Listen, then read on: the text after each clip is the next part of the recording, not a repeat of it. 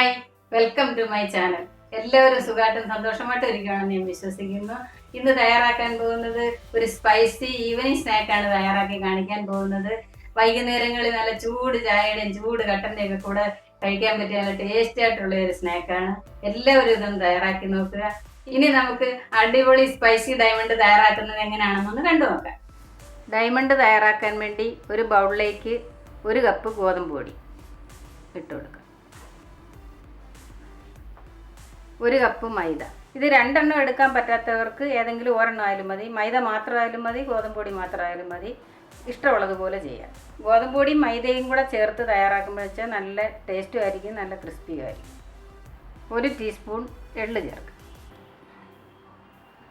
1/4 teaspoon അയമോദകം ഒന്ന് ചതച്ചെടുത്തതായിട്ടോ, ഒന്ന് crush ചെയ്തതാണ്. എന്നാൽ നല്ലൊരു മണമൊക്കെ വരും ചതയ്ക്കുമ്പോൾ. 2 തണ്ട് കറിവേപ്പില വളരെ ചെറുതായിട്ട് അരിഞ്ഞത് ഇതിലേക്ക് ഇട്ട്. 1/2 ടീസ്പൂൺ ഉപ്പ് ടേസ്റ്റ് അനുസരിച്ച് ഇടുക. ഇനി ഒരു ജാറിലേക്ക് 5 അല്ലി വെളുത്തുള്ളി ഇട്ട് കൊടുക്കുക. 3 വറ്റൽമുളക് ഇതിലേക്ക് മുറിച്ചിട്ട് കൊടുക്കുക. നിങ്ങൾക്ക് ഇങ്ങനെ വറ്റൽമുളക് എടുക്കാൻ പറ്റിയ ചില്ലി ഫ്ലെക്സ് ഉണ്ടെങ്കിൽ അതൊരു ടേബിൾ സ്പൂൺ, പിന്നെ വെളുത്തുള്ളി പേസ്റ്റ് ഉണ്ടെങ്കിൽ 1 ടേബിൾ സ്പൂൺ, 2 ഓരോ ടേബിൾ സ്പൂൺ ഇട്ട് കൊടുത്താൽ മതി. കുറച്ച് വെള്ളം ഒഴിച്ച് നമുക്കൊന്ന് അരച്ചുകൊണ്ടുവരാം. ഒരു 1/4 ഗ്ലാസ് വെള്ളം ഒഴിച്ചാൽ മതി. ഇനി നമുക്കിത് നല്ലപോലെ ഒന്ന് അരച്ച് കൊണ്ടുവരാം. നമ്മൾ അരച്ച് കൊണ്ടുവന്നിട്ടുണ്ട്, അത് ഇതിലേക്ക് ഒഴിക്കാം. കൂടുതൽ അങ്ങ് പേസ്റ്റ് ആവണ്ട കേട്ടോ, കുറച്ചൊരു തരി വേണം. വരി അന്നേരം നല്ല കാണാൻ നല്ല ഭംഗിയായിരിക്കും അതിനകത്ത് അരിയൊക്കെ ഇരിക്കുമ്പോൾ. 2 ടേബിൾ സ്പൂൺ നെയ്യ്,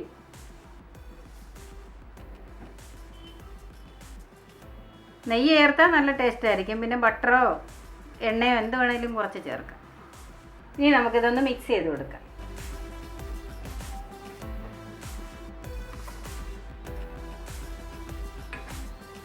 ഒരു ഗ്ലാസ് വെള്ളം ഞാൻ എടുത്തിട്ടുണ്ട്.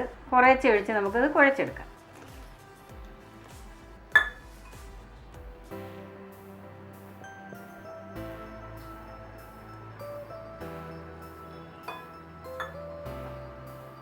നല്ലപോലെ കുഴച്ച് ഉരുട്ടിയെടുക്കുക. നല്ല ചപ്പാത്തി മാവ് കുഴയ്ക്കുന്ന പോലെ കുഴച്ച് ഉരുട്ടിയെടുക്കണം. നല്ല ഡൗ ആക്കി എടുക്കാം. 3/4 ഗ്ലാസ് വെള്ളം നമ്മൾ ഒഴിച്ച് ഇനി കുറച്ചുകൂടി ഒഴിക്കും. കൂടിപ്പോകരുത് കേട്ടോ, പരത്തി എടുക്കണ്ടേ. നല്ലപോലെ കുഴച്ച് ഉരുട്ടി നല്ല ഡൗ ആക്കിയിട്ടുണ്ട്. ഇനി നമുക്കിതൊരു അടച്ച് മാറ്റി 10 മിനിറ്റ് ഒന്ന് വയ്ക്കാം, ഒന്ന് സോഫ്റ്റ് ആവാനാണ്.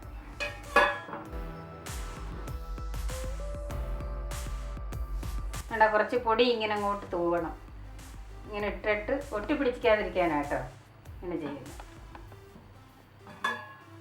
ഇനി 10 മിനിറ്റ് ആയിട്ടുണ്ട്. ഇനി നമുക്ക് മാവ് എടുക്കാം. എടുത്ത് കയ്യിൽ വെച്ച് ഉരുട്ടി പകുതി എടുക്കാം, 50 എടുക്കാം.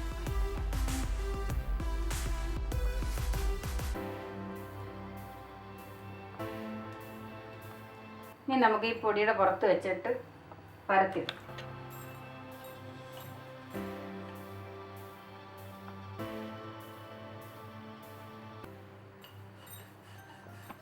നല്ല നൈസായിട്ട് പരത്തിയെടുക്കണം, കനം കുറച്ച്, എന്നെങ്കിൽ മാത്രമേ ഇത് നല്ലപോലെ പൊള്ളി വരുത്തുള്ളൂ.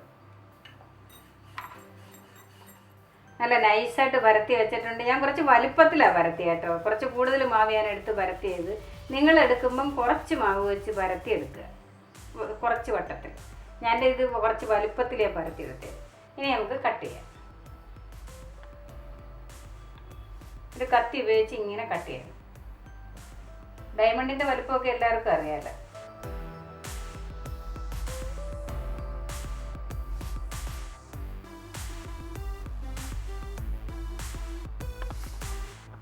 ഇങ്ങനെ ഒരേ അളവിൽ കട്ട് ചെയ്തെടുക്കും.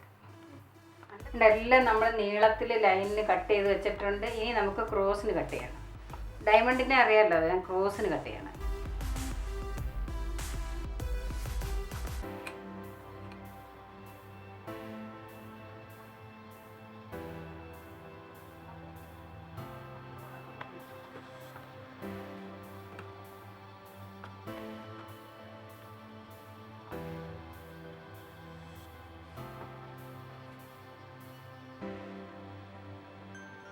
എല്ലാം നമ്മൾ ഡയമണ്ട് ഷേപ്പിൽ കട്ട് ചെയ്ത് വെച്ചിട്ടുണ്ട്. ഇനി നമുക്ക് ഒരെണ്ണം ഞാനെടുത്ത് കാണിക്കാം കട്ട് ചെയ്ത്.